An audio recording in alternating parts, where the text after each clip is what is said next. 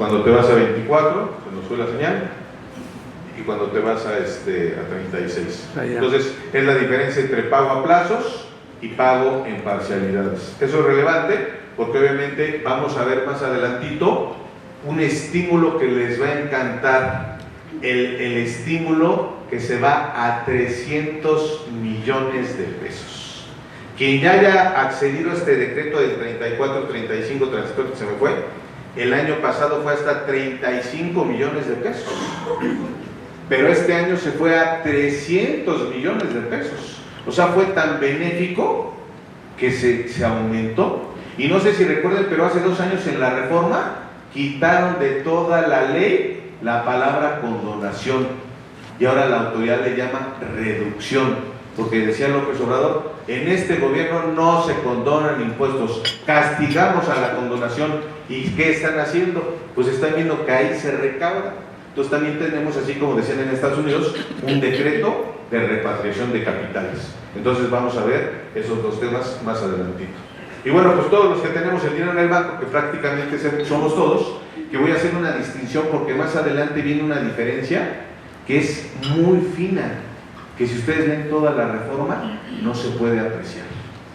Pero nosotros que la leemos palabra por palabra, distinguimos que la autoridad ahora te puede pedir estados de cuenta y estados de cuenta bancarios. Hay una diferencia. Te puede pedir otro tipo de estados de cuenta, porque puede ser una fintech, un crowdfunding, algo diferente, y te va a pedir esos estados de cuenta en una revisión del 42 del Código Fiscal. Entonces hay que leer ese punto fino. Y aquí, pues obviamente, cómo nos ha ido aumentando la tasa de ISR, que sobre capital, de acuerdo al 24, se va al punto 90%. Entonces, pues obviamente los bancos van a tener esta gran retención, que de acuerdo al 18A de la ley del IVA, pues genera y causa IVA en el momento de liquidar. Que obviamente ahí mezcla el tema, pero para que sea de su conocimiento. Muy bien. Y pues las buenas noticias es que continúan los beneficios por corregir situación fiscal. Si se realiza después del inicio de facultades, pero antes de que termine, 50% obviamente de reducción de la multa, y después de la resolución, pero antes de la notificación de la resolución, 40%. Entonces es bien interesante, si estamos en un periodo de auditoría, pues obviamente ver esto con el auditor. Está en la Ley de Derechos Federales del Contribuyente Auditado, en la Carta del Contribuyente Auditado, hay que acceder a este tipo de beneficios. Esto está en artículo 19 de la Ley de Ingresos de la Federación. Y todo lo que años y años y años fue 16 de la Ley de Ingresos de la Federación, que traía los estímulos fiscales, ahora nos lo cambiaron y se fue al 20. Entonces es otra precisión. Todo el 16 se fue al 20, entonces hay que leer el 20 para 2026 que se modificó. Así como todos los anexos, todos los que estamos aquí llenamos fichas técnicas y todos estamos acostumbrados a que es el anexo 1A de la resolución miscelánea fiscal. Ahora se fue al 2, ya no está en el 1A. Acostúmbrese que para 2026 es el anexo 2. ¿Y por qué es relevante? Porque acuérdense que el segundo párrafo del 5 del código te dice que normas de procedimiento aplica la vigente. Entonces, ¿qué vamos a aplicar? Pues obviamente el anexo 2 para 2026. Y pues básicamente los estímulos no me voy a detener porque son repetitivos. Es el del diésel, el del gas, donatarias. Bueno, esta sí de donatarias sí está interesante, que ahí tenemos una especialista en la firma en donatarias y dice: a las donatarias ya les están llegando auditorías. ¿Por qué? Pues porque el contribuyente busca, o bueno, mejor dicho, el que no es contribuyente, pero que está en el padrón, no contribuye pero quiere evadir, los que decía el plan maestro, busca empresas IMEX. Nuestra especialista de comercio exterior dice: vámonos a la materialidad de las importaciones. Y las de donatarias dicen: oye, también hay mucha operación fraudulenta en donatarias y el SAT por lo tanto está revisando a las donatarias. Y entonces nos dice que se permite que las organizaciones civiles y fideicomisos autorizados para recibir donativos deducibles cumplan con su objeto social autorizado al donar recursos a entidades no autorizadas. ¿Sí será deducible? Siempre, esto es lo relevante, que estas últimas se dediquen exclusivamente a labores de rescate y reconstrucción de desastres naturales. O sea, ya dijo, vamos a prever este tema de lluvias, de inundaciones, de terremotos con el cambio climático, pues esto se va a quedar más y desde luego que nos anticipamos a la jugada. Entonces, esta es la reforma, viene en el 25 de la Ley de Ingresos de la Federación. Bueno, actualización de topes para inversiones culturales y cinematográficas. Hacer una película en México es verdaderamente un dolor de cabeza, es muy complicado y estos estímulos pues realmente son muy bajos para la cinematografía nacional, para las películas teatrales, obras literarias, artes visuales, y simplemente se actualizan los topes. No sé si han visto una película que dice hasta el final hecha con el estímulo fiscal, bla, bla, bla, mexicana. Pues eso creo que tendría que fomentarse más, porque lamentablemente el estímulo no lo da, o sea, lo paga alguien que financia el proyecto, pero realmente el SAT no desembolsa, y creo que debería de haber una bolsa para que esta industria pues crezca a nivel nacional. Y bueno, pues aquí a los bancos les ponen reglas especiales, que tampoco me voy a detener, nada más para que sea de su conocimiento, de cuentas de imposibilidad práctica de cobro.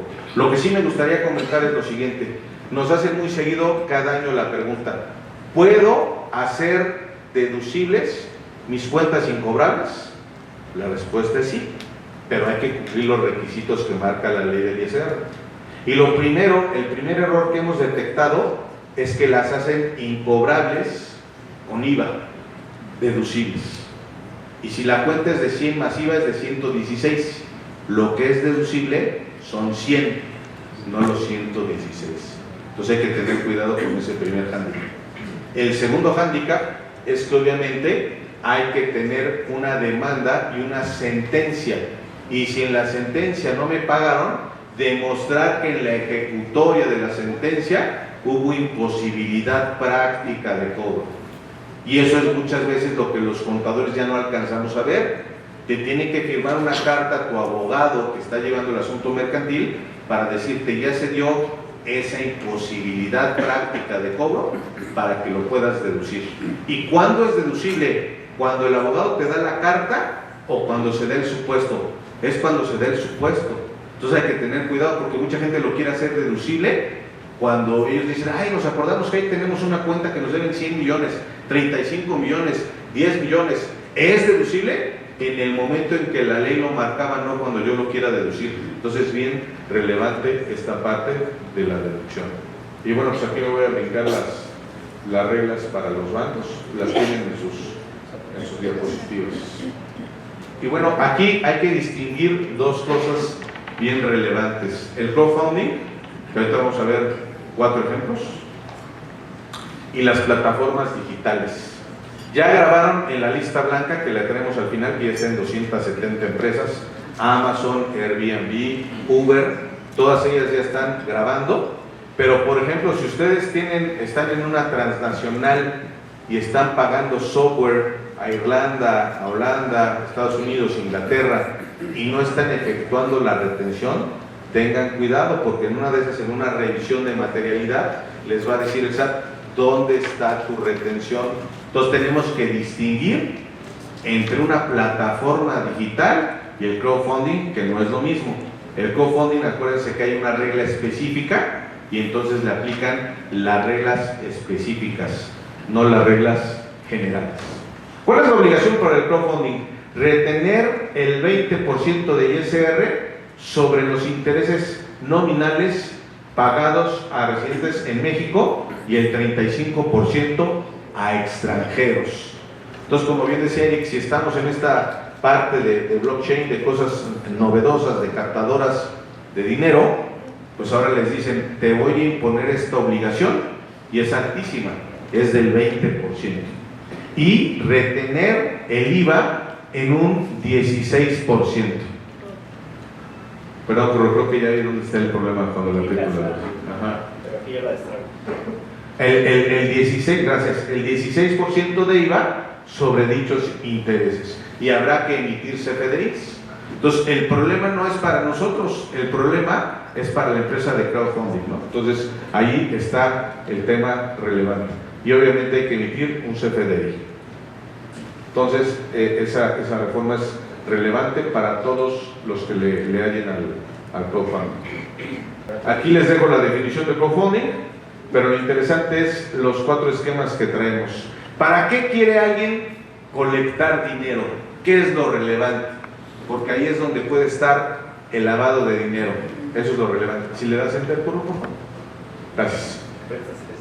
Para donación, dicen, oye, yo quiero que ustedes colectar dinero para que lo donemos, para ser altruistas. Pues vamos a hacer un crowdfunding, ahí está, un ejemplo con FundMe. Recompensa o contraprestación, aportación a cambio de bienes, Kickstarter.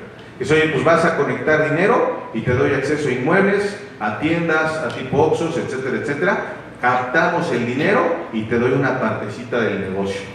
Financiamiento, préstamo como tal, yo te presto y hay que tener cuidado, pero obviamente ahí está otra parte del crowdfunding y participación en el capital, plataformas inmobiliarias.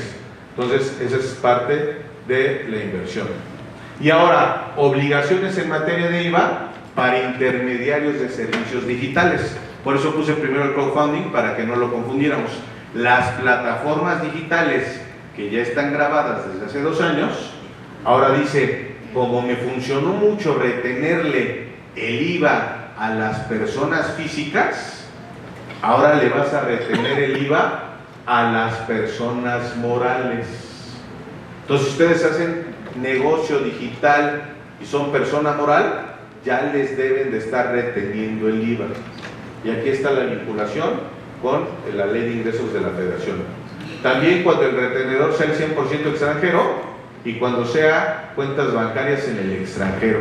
Entonces, cuando leímos todo con las letras chiquitas curro, pues prácticamente son todos. O sea, ¿quién no es física, moral ni extranjero? Pues todos somos todos. Entonces, debieron de haber puesto todos, pero pues lo desmenuzan. Poco a poquito lo fueron llevando. Lo que no les gusta es que una persona nacional tenga cuentas en el extranjero y quiera librar el impuesto. Eso no te libra del impuesto. El servicio se enajenó en México y por lo tanto causa IVA. Entonces es relevante conocer que sí te van a retener sí o sí esta cuestión. Y aquí está la figura práctica. La habíamos confundido al principio, pero nos queda claro la diferencia con el crowdfunding. Persona física que da su RFC le van a retener el 50%. Persona física que no da su RFC, le retienen el 100%. Persona física, persona moral y extranjeros, 100%, que ellos le van a facturar el concepto al usuario en México, y el intermediario, que es Airbnb, los de la lista blanca, Amazon, Uber, etcétera, etcétera, le van a pagar al SAT. Y entonces el SAT dice, yo no me complico, yo me voy sobre la plataforma. Y estas plataformas, no sé si alguna vez por curiosidad dijeron compraventa de facturas y te sale quién te vende facturas en Mercado Libre. Si tienen esa curiosidad, así sale. Eso ya es un delito, pero para Mercado Libre. Entonces ya Mercado Libre tiene que estar monitoreando que nadie publicite estos actos ilícitos. Eso es relevante en la reforma. Y bueno, esta que mi querido Curro me decía, oye, es que hay mucha duda, ¿por qué a las aseguradoras se les van a la yugular y no van a poder acreditar el IVA? Tratamiento del IVA en contratos de seguros y disposiciones transitorias. Pues obviamente, cuando la aseguradora le pagas tu seguro y te dice, oye, te voy a resarcir el daño, en realidad no es parte de su objeto, te está resarciendo un daño. Y entonces ellos habilidosamente habían acreditado ese IVA. Y dice el SAT, no te confundas. El problema es que ahorita, como estamos en épocas políticas turbulentas, pues se ve y alguien le echa leña al fuego y te llegan WhatsApps, te llegan, ¿cómo se llaman estos que te llegan mucho? Esta aplicación que usan todos, el TikTok. Te llega un TikTok y te dicen, oye, ya las aseguradoras, pues te van a aumentar, va a provocar inflación, etcétera, etcétera. Pero realmente, si lo vemos bien, ya pasó con la industria de construcción. ya pasó con alimentos y ya ha pasado con otras industrias, que en realidad la autoridad precisa y dice, no te pases de vivo, ese IVA no es acreditado. Entonces, jurídicamente hablando, lo estudiamos y tiene la razón la autoridad. No soy pro SAT, pero en este caso, leyendo jurídicamente la regla, creo que tiene razón. Afortunadamente les da una salida y les dice, tienes un periodo de gracia que permita a las aseguradoras continuar acreditando este tipo de IVA hasta el 31 de diciembre de 2024. O sea, hasta el 24 te doy acceso al acreditamiento, pero me tienes que el 25 a regularizarte y tienes que hacerlo bajo ciertas reglas misceláneas en el capítulo 9. Tienes que dar un aviso y tienes que pagar. Entonces hay que tener cuidado las aseguradoras, porque obviamente ahí dice. La otra, pues obviamente es el amparo. Ya sabemos que la Suprema Corte ayer, que casi no veo noticias, pero estaban sacando, curiosamente me puse a ver TV Azteca por Eric, y decían pues todos los errores que comete la Suprema Corte. Entonces pues es un albur que la aseguradora quiera comprometer su existencia por un no pago de IVA. Ahora vamos a esta cuestión fundamental. Estímulo fiscal del 22 transitorio. Este es creo que la cereza del pastel de la plática, aunque hay cosas interesantes, como la de la FIFA. Pero el 22 transitorio te dice, vámonos con el tope de hasta 300 millones quien haya vendido de 2024 para atrás 300 millones. Entonces el ejercicio 25 no entra al beneficio, es 24 para atrás todos, 24, 23, 22, 21 y 20, porque obviamente por prescripción serían los 5 años elegibles. Si quieres pagar más, pues adelante, pero no es recomendable. ¿Qué es lo que nos van a condonar o lo que nos van a estimular? Que tengan a su cargo créditos fiscales administrados por el SAT y por la ANAM, que ya todavía no queda claro si hablan con los especialistas de comercio exterior, qué regula el SAT y qué regula la ANAM. Siempre hay una lucha de decir, ¿qué haces tú? ¿Qué hago yo? Pasarse la base de datos, un problema. Quien pida el Data Station de algo 77, pues ahí tiene sus bemoles, ¿no? Y entonces, pues dice, te voy a condonar o te voy a entrar al estímulo, omisión de contribuciones federales propias retenidas o trasladadas, más bien lo tienes que pagar, perdón, aprovechamientos, multas por incumplimiento y cuotas compensatorias. No, ojalá te condonara el impuesto puro. Te voy a condonar el recargo y la multa. El recargo y la multa por este tipo de actos, todas estas omisiones. Entonces está bastante jugoso. Siempre y cuando no caigas en alguno de estos supuestos. Recibieron condonaciones masivas conforme al decreto de 20 de mayo de 2019, que fue cuando a Televisa le condonaron 3,000 millones de pesos y todo eso que causó muchísimo ruido. Ya fueron beneficiarios del estímulo del transitorio 34. Entonces, si ustedes accedieron al estímulo el año pasado, literalmente esta regla te saca de ya no puedes. O sea, dices, yo accedí al decreto del 23 para atrás, ya no podía en el 24 solito acceder a esto. Veamos si la autoridad después cambia la posición, pero a aplicación estricta de ley no puedes acceder. Desde luego que estén en listas negras del 69 o 69 bis, tengan sentencia condenatoria firme de delito fiscal. Obviamente alguien que tenga un delito fiscal pues no puede acceder al estímulo.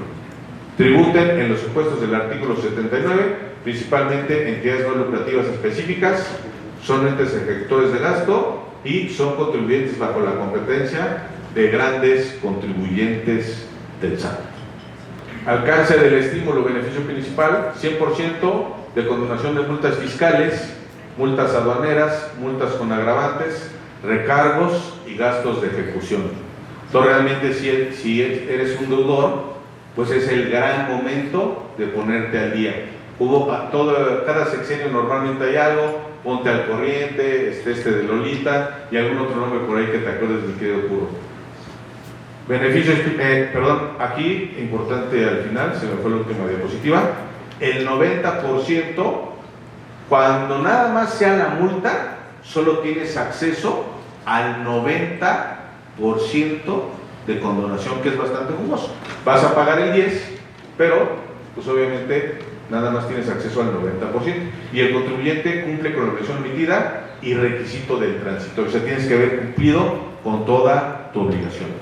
¿Cuándo se puede aplicar el estímulo? El estímulo se puede aplicar en 3 escenarios. El año pasado teníamos 2 botecitos, si se acuerdan, vimos el bote A y el bote B. Ahora tenemos 3.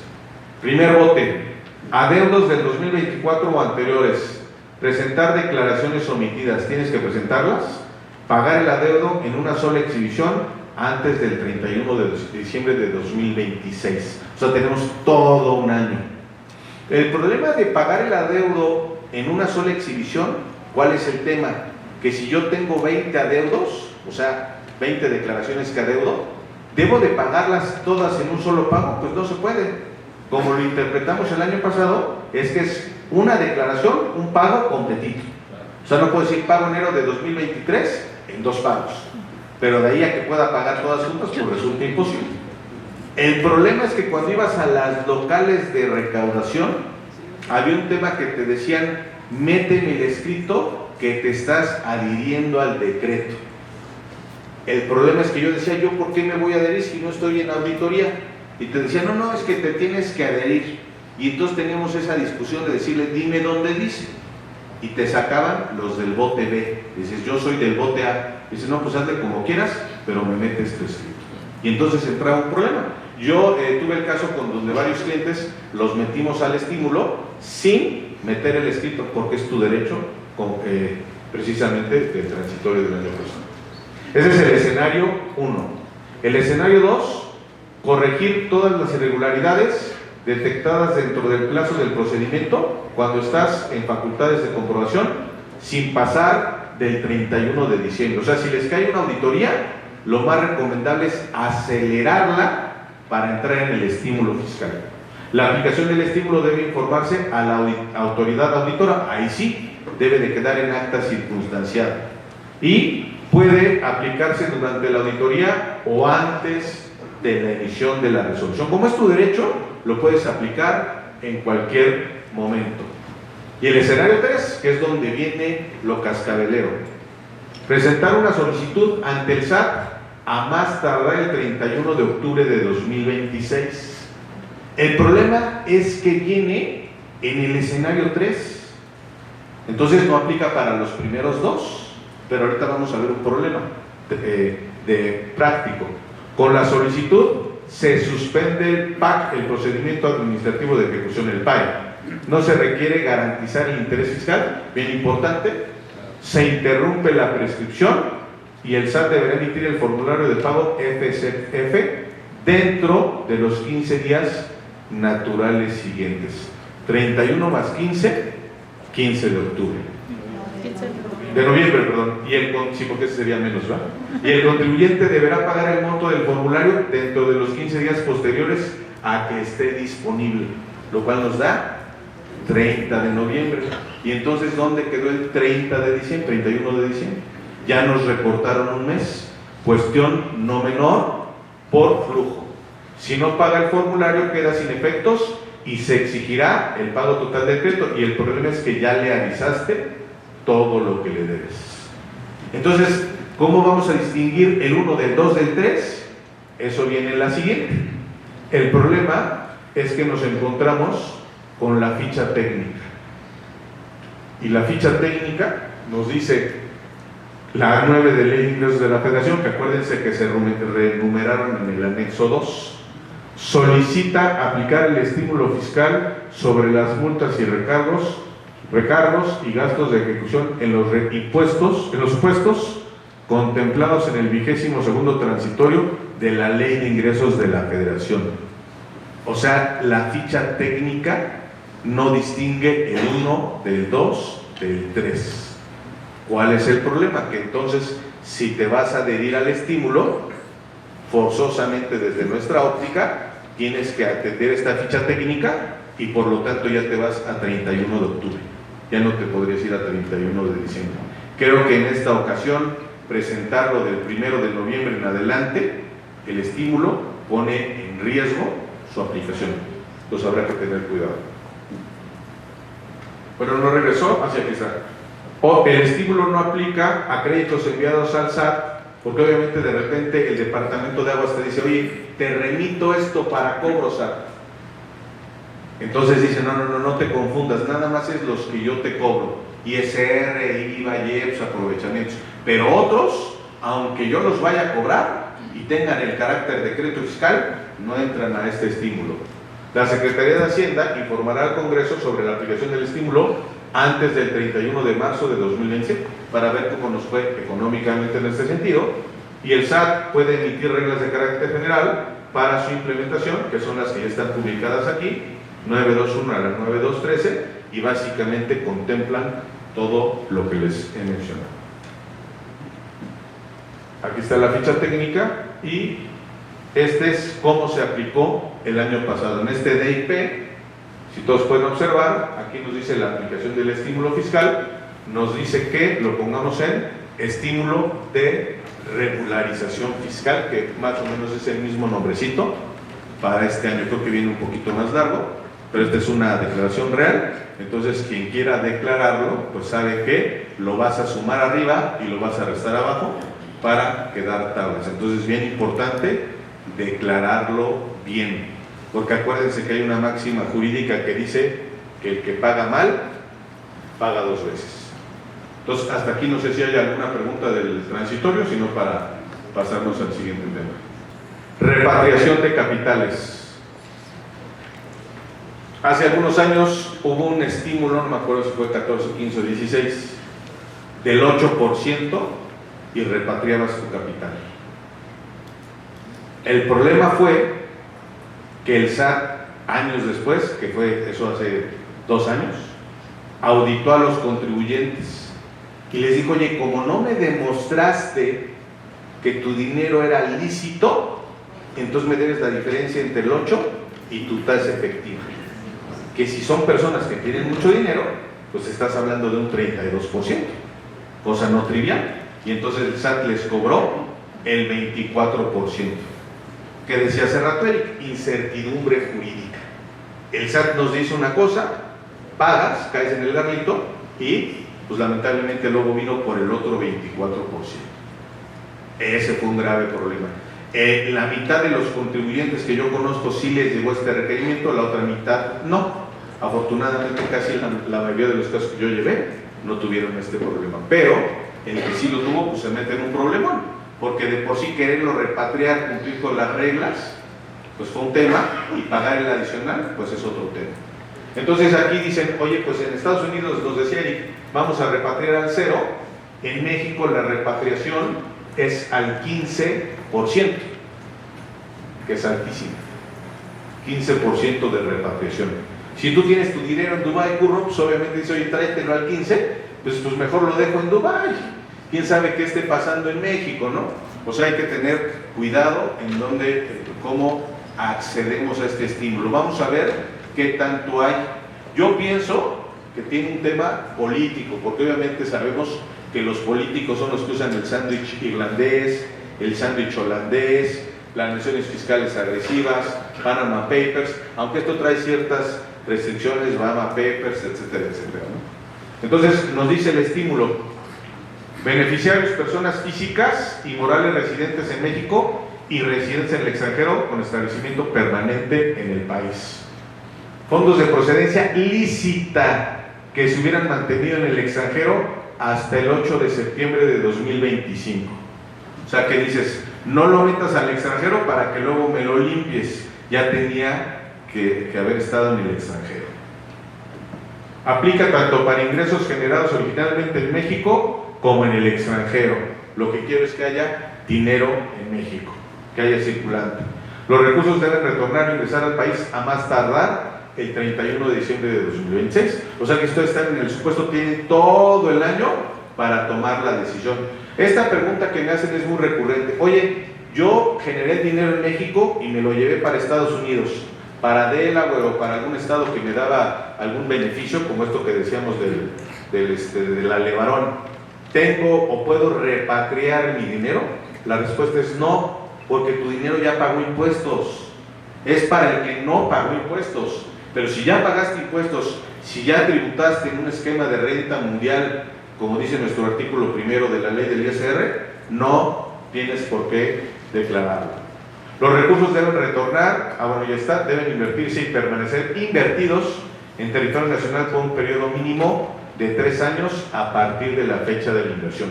O sea, dice, tráetelo y déjalo 3 años y ya después vemos.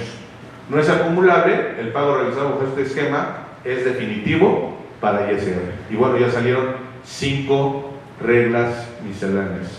Tan era sencillo que salieron pocas reglas en este sentido y pues obviamente puede pasar un problema ahí de aclaración. Entonces creo que eso es bien relevante, el identificar que no es tan jugoso este estímulo fiscal. Y entonces pues obviamente decimos, oye, pues entonces, ¿qué estamos viendo?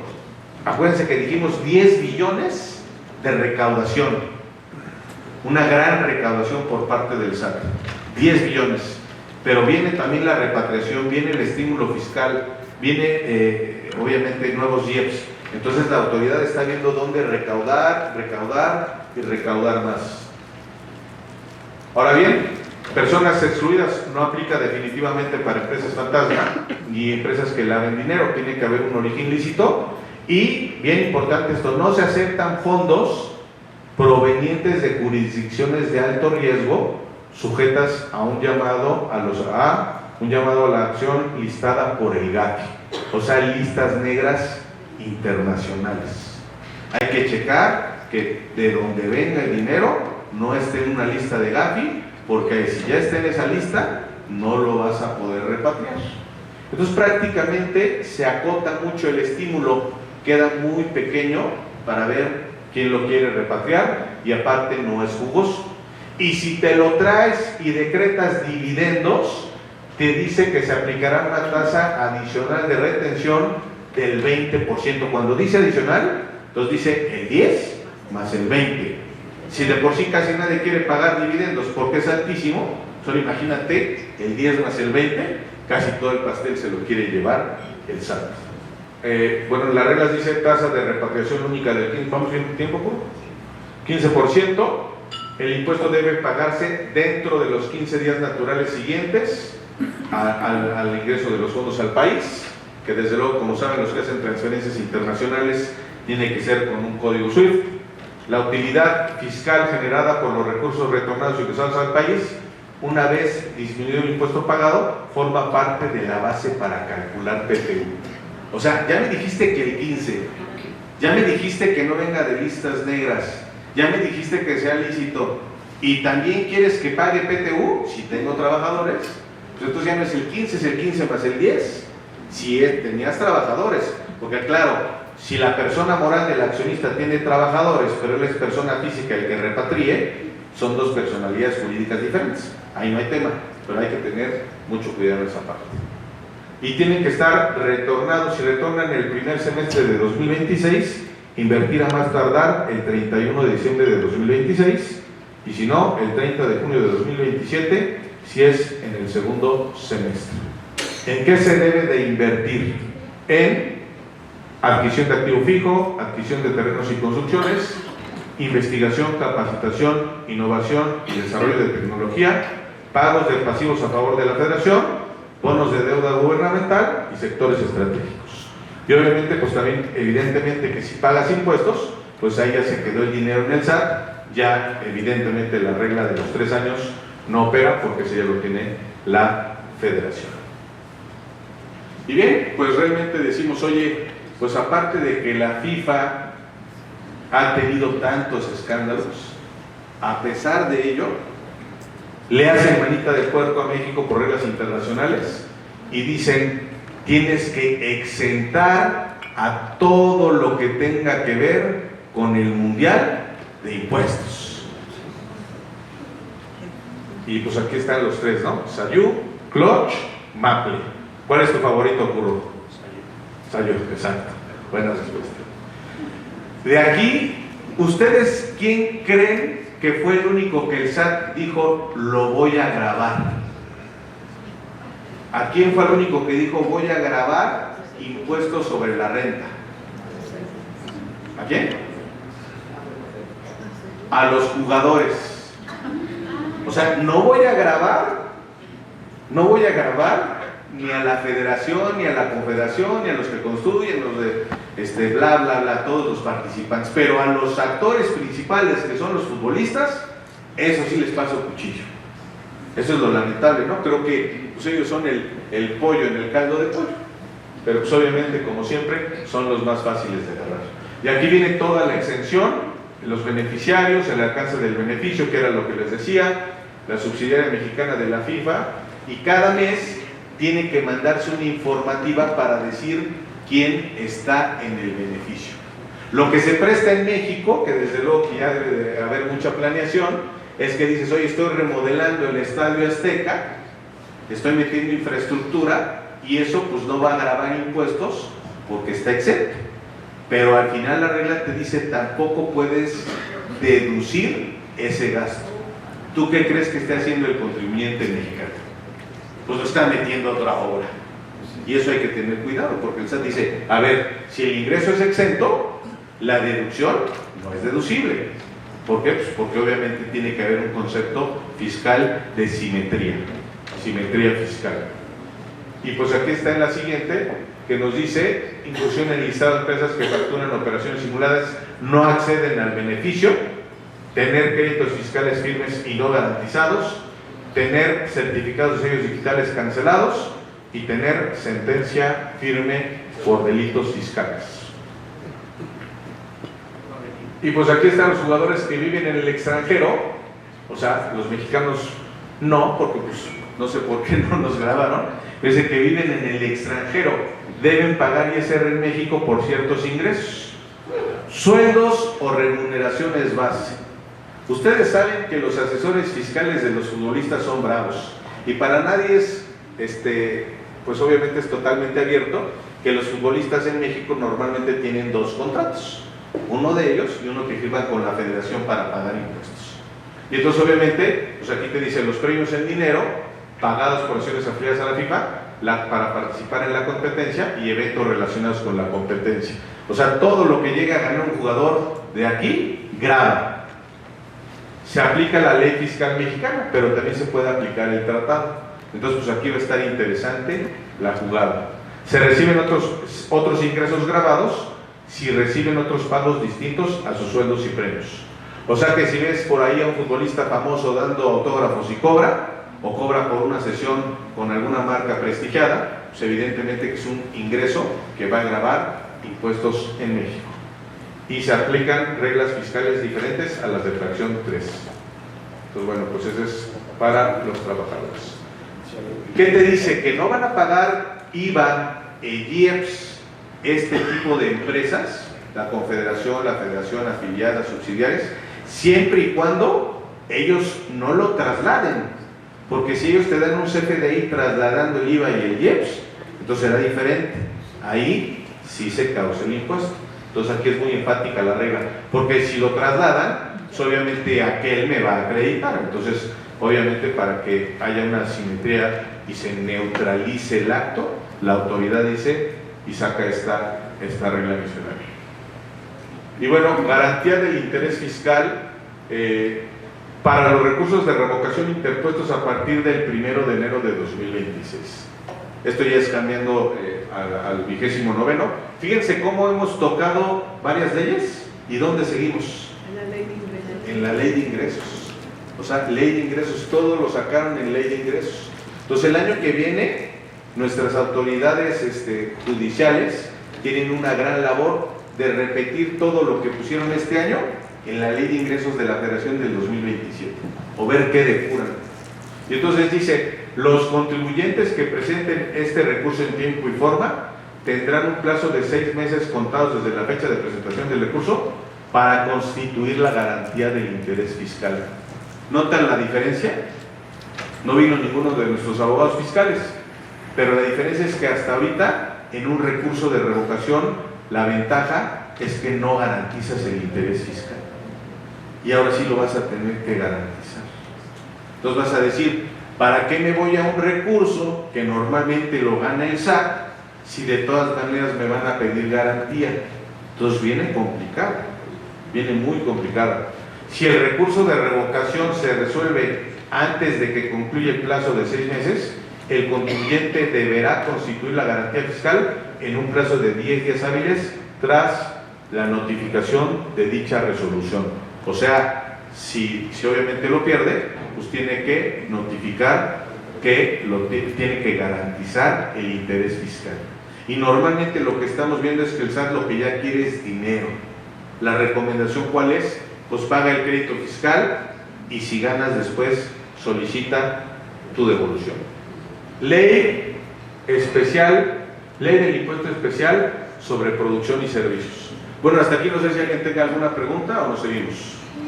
Cigarros nos vamos del 160% al 200%, o sea que como decía un ex jefe mío, te estás fumando puro Jeps. Y a mí que ya me gustaba fumar puro, pues sube más, ¿no? Puros y otros tabacos labrados del 160 al 200%. Puros y otros tabacos labrados hechos enteramente a mano del 30.4 al 32. Y lo que estaba un poquito en duda es esta parte de otros productos que contengan nicotina.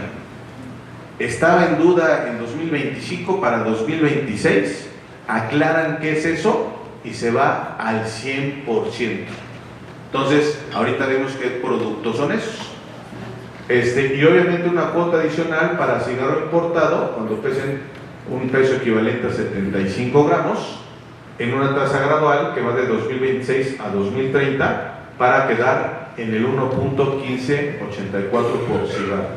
O sea que impuesto sobre impuesto viene esta cuestión. Si traemos ahí la de la gasolina, ¿me está ocurriendo? Y estos son los productos que van a causar IEPS. Bolsas de nicotina, chicles con nicotina, pastillas o tabletas de nicotina, sprays bucales con nicotina, esa no sabía que existía, productos de nicotina sintética, productos de administración oral de nicotina, presentaciones sólidas o semisólidas, y cualquier producto con nicotina que no sea cigarro puro o tabaco tradicional, no contenga tabaco calentado o combustible. Porque la otra vez estaba en una fiesta y un cuate sacó un cigarro medio raro y dije, ¿esto qué será? Pero era nicotina, era un cigarro más delgadito, yo supongo que a eso se refiere esta fracción. Y bueno, aquí está el cambio, cómo estaba en el 25 contra el 26, el comparativo. Se amplía, y esto es bien interesante porque si ustedes tienen algún producto de estos que venden y no lo han causado con IEPS, con el código SAT, el SAT ya sabe que debe de causar IEPS su producto, entonces hay que grabarlo. Y dice, para bebidas con azúcar, refrescos y saborizadas, que ya sabíamos, cuota específica de 1.6 pesos se va a 3.08 pesos. O sea, aumenta en demasía la carga del IEPS al refresco. Y bebidas con edulcorante, ahora también las light y las cero van a causar este impuesto. No estaban incluidas en 2025, pero ahora ya van a causar lo mismo que el azúcar. O sea, ya lo light también señala la ley del IEPS que causa impuesto.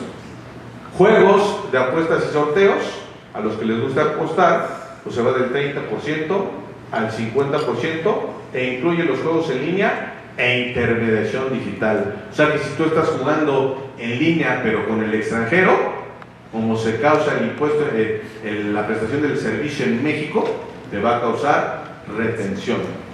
Y por último, videojuegos con contenido violento o para adultos, pero nada más te decía cuando se enajenen al público en general, no era para todos. El problema es que cómo iba a distinguir la persona si te daban factura o no, si causaba el impuesto. Pero se eleva a un IEPS del 8% sobre este tipo de videojuegos. Venta física y digital. Si vas con el de la esquina y te dice yo voy con el Yepeto ahí en el Bazar de Lomas Verdes y te dice, oye, si te lo doy digital o te lo doy físico, va un 8% adicional. Pero este es un videojuego violento. Grand Theft Auto. Es un videojuego de acción y mundo abierto en el que el jugador explora ciudades ficticias y realiza diversas misiones.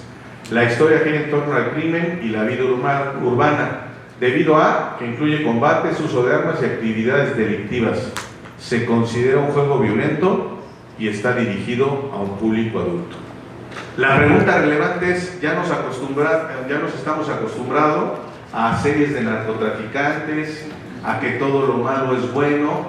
O sea, yo, más allá de grabarlo con un impuesto, debería de haber una regulación específica, ¿no? Y es porque obviamente creo que la moral es la base fundamental de nuestra sociedad, sin dar ataques de pureza, mi estimado Curro, pero creo que los legisladores deberían de ir para allá y no en este sentido opuesto. El problema fue que ya tenían toda esta causal de plataformas digitales que había que retener el IEPS al 100%. ¿Pero qué pasa? Pues no es cierto, dice Adal Ramones, mi querido Curro. De acuerdo al decreto por el que se otorga un estímulo fiscal en materia del IEPS, videojuegos en contenido violento extremo para adulto, no apto para personas menores de 18 años, el 31 de diciembre de 2025 le dan reversa y dice, este impuesto no se causará. Entonces, pues obviamente ahí la autoridad dice, no sé a quién le pegaron, y dijeron, no va a causar. Entonces, todo lo que estuvimos lucubrando del 7 de noviembre al 30 de diciembre, ya no pasó. ¿Vale? Y esta es la lista blanca que les decía que chequenla. Aquí hay una fecha de corte al 31 de octubre de 2025. ¿Qué es lo relevante que yo les digo? Pues obviamente aquí están 270 empresas, que si se fijan termina la 269 es Zoom, y por aquí debe de estar Amazon, ya no veo muy bien, pero bueno, aquí está Amazon, de Irlanda, por eso veíamos por Luxemburgo, que hace rato veíamos con Eric esos temas.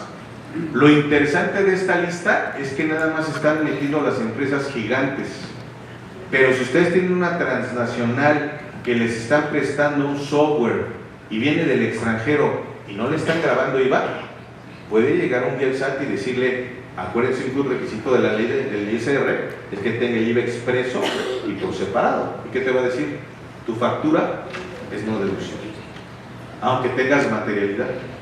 Y acuérdense que estas empresas que son extranjeras, porque son Inc, LTD, etcétera, etcétera, GmbH en Alemania, estas empresas no te dan un CFDI, te dan una factura del extranjero, pero con IVA desglosado.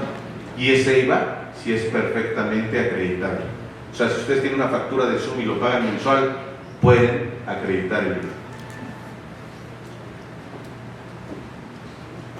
Ahora me faltó la de la gasolina, pero creo que por ahí la traes ahorita. Bueno, por ahí nada más en el material se los vamos a mandar completo. Vienen 3 códigos SAT que deben de ponerle cuando consuman gasolina premium, magna o diésel. Viene el código que tiene que tener la estación de gasolina.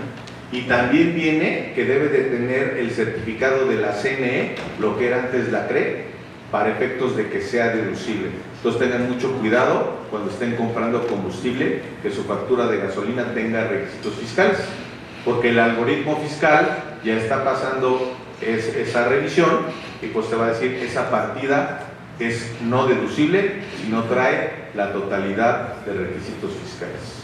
Y bueno, pues creo que hasta ahí, ¿verdad, mi querido Curro?